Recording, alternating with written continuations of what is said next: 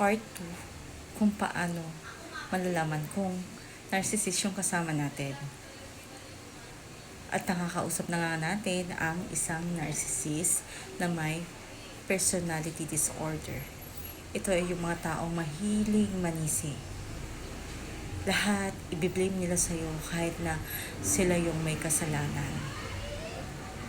And then, kapag na-offend mo sila or napagsabihan mo sila ng tama, para sa kanila, masakit yun. So, nagkakaroon sila ng silent treatment. And then, yung silent treatment na yun, actually, na-experience ko yan. Yung silent treatment. One time, binembang niya ako sa email. Tapos, binembang niya rin ako sa Viber.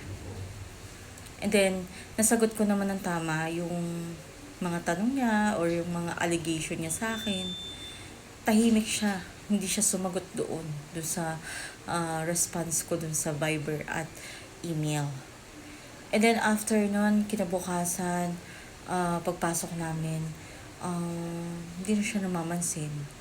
Kasi ito pa, siya yung hindi namamansin. Tapos, ako yung babalik na rin niyang hindi ko siya kinakausap. Actually, kinakausap ko siya, pero ang lagi niyang sagot is isang tanong at isang sagot. So, ayun yung, yung mga paraan nila para magkaroon sila ng silent treatment. Hanggang sa lumalalim na siya, parang ang pinalalabas niya, ako na yung mali. So, ayun, napag-isip-isip ko. Actually, noon pa, nagko-concern na ako sa employer ko na ilipat na ako kasi nakakaranas na nga ako ng ganitong mga symptoms. Although hindi ko alam kung ano talagang tawag dito. Nabasa ko lang one time.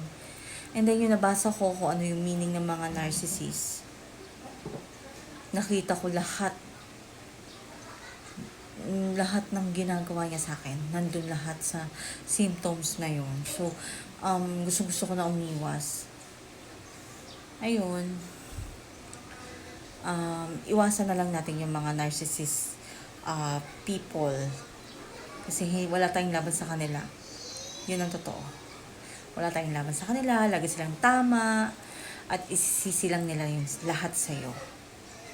And then, ayun, gagawa na sila ng butas para gawin ng mali. Sige na, yun lang po.